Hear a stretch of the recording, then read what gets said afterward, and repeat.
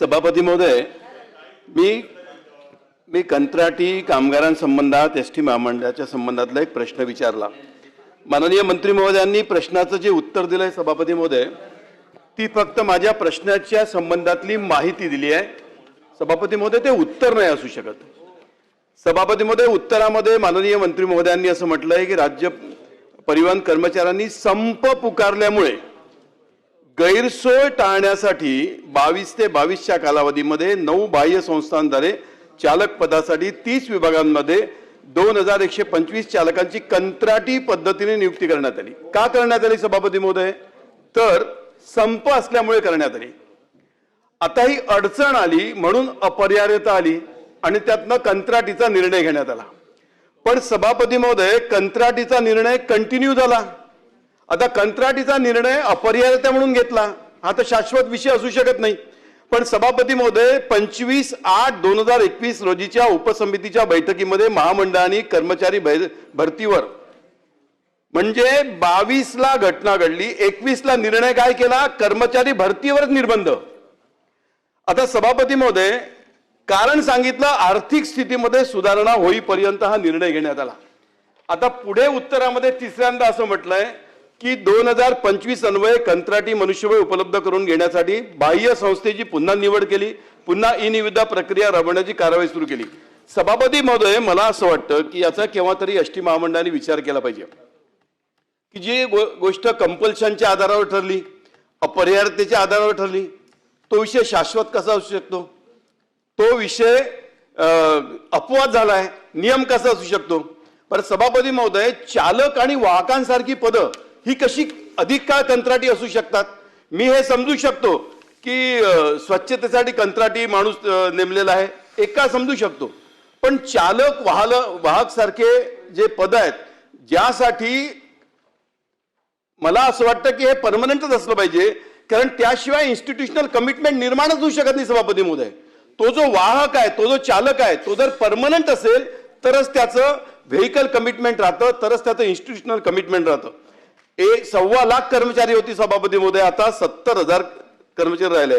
आणि मला एका गोष्टीची स्पष्टता अजून लागणार सभापती महोदय, 30,000 रुपये पगार देण्यात येतो कंत्राटी माणसाला, अशी माहिती आहे। पण प्रत्यक्ष ड्रायव्हरला जातात 15,000 रुपये।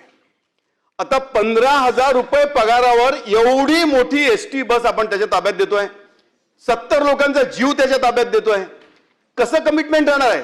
तुम्ही मला पहिला प्रश्न सभापती महोदय हा विचारायचा आहे की चालक आणि वाहक कमीत कमी या विषयासाठी आपण कंत्राटीवरनं परमनंटवर केव्हा ट्रान्सफॉर्म होणार आहोत, त्याची काही विशेष योजना एसटी महामंडळाने केली आहे का?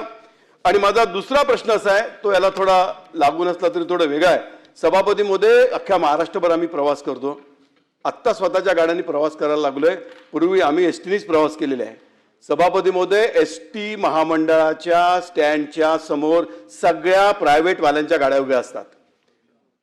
लोकल कंप्लेंट केली, 2 दिवस योजना होते। अशा सगळ्या विषयांसाठी एक स्पेशल ड्राईव्ह एसटी महामंडळ करणार आहे का? आणि माझा तिसरा प्रश्न आहे, हे जे 21ला जो निर्णय आपण घेतला, आता 26 उजाडलाय सभापती महोदय, ते 21 ते 26 या जर्नीमध्ये याचं पूर्ण असेसमेंट करून आपण कंप्लीट ट्रान्सफॉर्मेशन कंत्राटीवरनं खासगीला करणार आहोत का? त्या संबंधातला काही निर्णय घेतलाय का? सभापती महोदय, सन्माननीय सदस्य श्री श्रीकांत भारतीय यांनी एसटीच्या संदर्भात जो प्रश्न ह्या ठिकाणी उपस्थित केलाय, त्या अनुषंगाने मी सांगू इच्छितो की 2022 साली एसटी कर्मचाऱ्यांनी अचानक संप पुकारला आणि संप पुकारला असल्या कारणानं एसटी गाड्या त्या स्टँडवरच उभ्या होत्या आणि त्यामुळे तातडीची गरज म्हणून दिनांक 1/2022 रोजी निविदा प्रक्रिया राबवून काही कंत्राटी कामगार घेतले गेले, ही वस्तुस्थिती आहे। परंतु तू फक्त संप काळामध्ये ते होते, ज्या काळामध्ये संप झाला, गाड्या उभ्या होत्या, प्रवाशांची गैरसोय होऊ नये यासाठी ते कंत्राटी कामगार भरती केले होते. आपल्यालाही कल्पना आहे सभापती महोदय की काही अशा परिस्थितीमध्ये त्या महामंडळाची अनुमती घेऊन ते निर्णय हे घेतले जातात. म्हणजे कोविड काळामध्ये सुद्धा राज्य शासनानं काही निर्णय घेतले होते, काही महापालिकांना, काही जिल्हा परिषदांना, काही जिल्हाधिकाऱ्यांना ते अधिकार प्रदान केले होते आणि त्यामुळे त्या ठिकाणची परिस्थिती त्यावेळेस हाताळली गेली.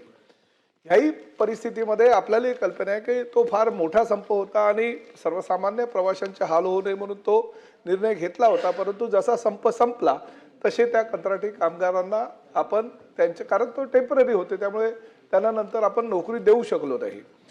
ही पण वस्तुस्थिती आहे की एसटी महामंडळ तोट्यामध्ये गेल्या अनेक वर्षापासून चालत आहे, कारण राज्य शासनाच्या माध्यमातून विविध योजनांचा लाभ हा एसटीच्या माध्यमातून आपल्या सर्वसामान्य घटकांना होतोय. त्यामध्ये आमच्या लाडक्या बहिणी आहेत, 75 वर्षावरील ज्येष्ठ नागरिक आहे, आमचे दिव्यांग आहे, आमचे काही पत्रकार बांधव आहेत.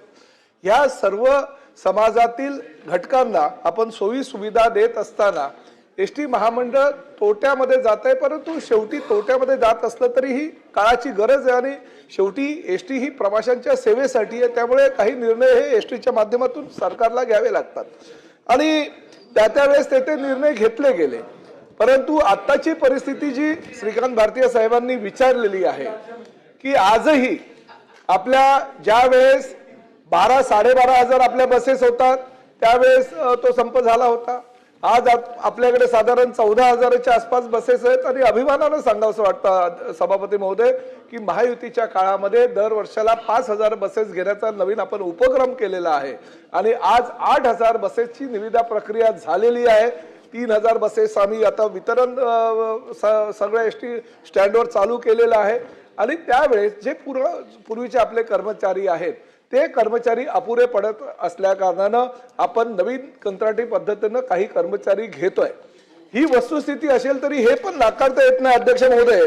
राज्य शासनाकडे आपण प्रस्ताव पाठवलाय आणि तो प्रस्ताव 200-500 कर्मचाऱ्यांचा नसून चालक तथा वाहक श्रीकांत भारतीय साहेब 12,381 सेवा निवृत्ती पुढील 4 वर्ष पकडून 5,361 म्हणजे जवळजवळ 17,742 कर्मचाऱ्यांची मागणी आपण राज्य शासनाकडे पाठवलेली आहे. राज्य शासनाच्या वित्त विभागाकडे ही सर्व पदं मंजूर करावी अशी आपण आपल्या डिपार्टमेंटच्या माध्यमातून विनंती केलेली आहे आणि निश्चितपणे राज्य शासनाकडून एवढ्या सगळ्या भरती प्रक्रियेला आपल्याला मंजुरी मिळाल्यानंतर ताबडतोब ही मेगा भरती एसटी महामंडळामध्ये होणार आहे आणि त्यामुळे सर्वसामान्य जे प्रवासी आहेत त्या प्रवाशांची सुखसुविधेसाठी एसटी प्रयत्नशील आहे आणि निश्चितपणे महामंडळाच्या माध्यमातून ज्या ज्या काही उपाययोजना राबवायच्या त्या उपाययोजना राबवल्या येतील. परंतु तरी सुद्धा या सभागृहामध्ये मी आपल्या प्रश्नाला जे मी उत्तर दिलं त्यावर जर आपलं समाधान होत नसेल तर निश्चितपणे आपण मला जी विनंती केली त्यानुसार माझ्या दलामध्ये बैठक लावून अजूनही काही आपल्याला प्रश्न किंवा उपप्रश्न असतील तर त्याची उत्तरं दिली जातील.